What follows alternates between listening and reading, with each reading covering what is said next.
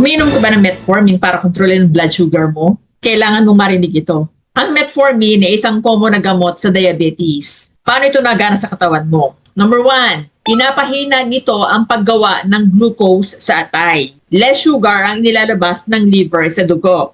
Number 2, pinapaganda ang paggamit ng insulin. Mas nagagamit ng cells ang glucose instead na tumambay ito sa dugo.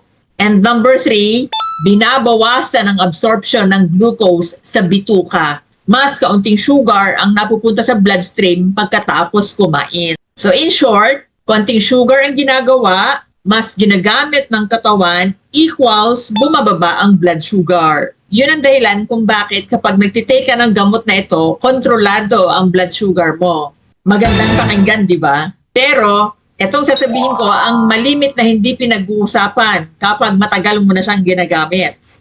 Number 1, unti-unti nauubos ang vitamin B12 mo. Anong resulta? Pagod, brain fog, pamamanhid. Number 2, nerve damage, neuropathy. Kahit controlled ang sugar mo, may tusok-tusok ang nararamdaman.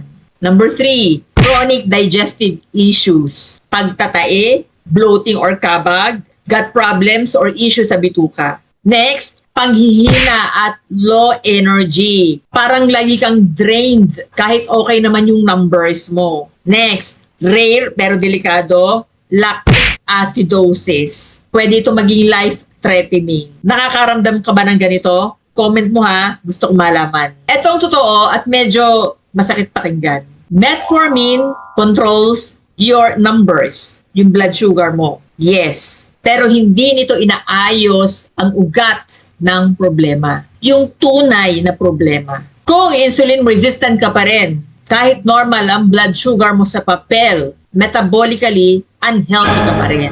Yan ang totoo. Parang ganito yan eh. Inaayos mo lang yung display. Pero yung problema sa loob, hindi. Magulo. At kung umaasa ka lang sa gamot, habang pareho pa rin ang pagkain mo, high carb, junk food, at yung lifestyle mo, tuloy-tuloy lang ang damage nito sa background. Ang metformin, it works against your biology. Ibig sabihin, yung katawan mo, may natural na response, pero para lang gumanda ang numero, tinatakpan lang niya ito.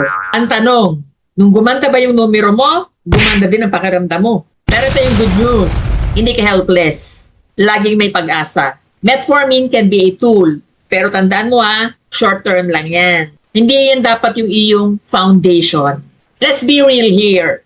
Wala pong chronic illness na gumagaling sa drugs. Ang totoong laban, nasa pagkain, full foods, galaw, tulog, lifestyle sa araw-araw. Isa sa pinaka-effective na tool to reverse type 2 diabetes ay ang low carb at intermittent fasting. Para po sa mga interesado kung paano ito gawin ng tama, punta ka lang dito sa channel na to, dito sa link na to. Ang goal sa treatment ng diabetes, hindi lang normal sugar, kundi tunay na metabolic health. Hindi yung pan-display lang. Kung kinaya ng marami na makalaya sa sandamakmak na gamot sa lifestyle change, kaya mo din.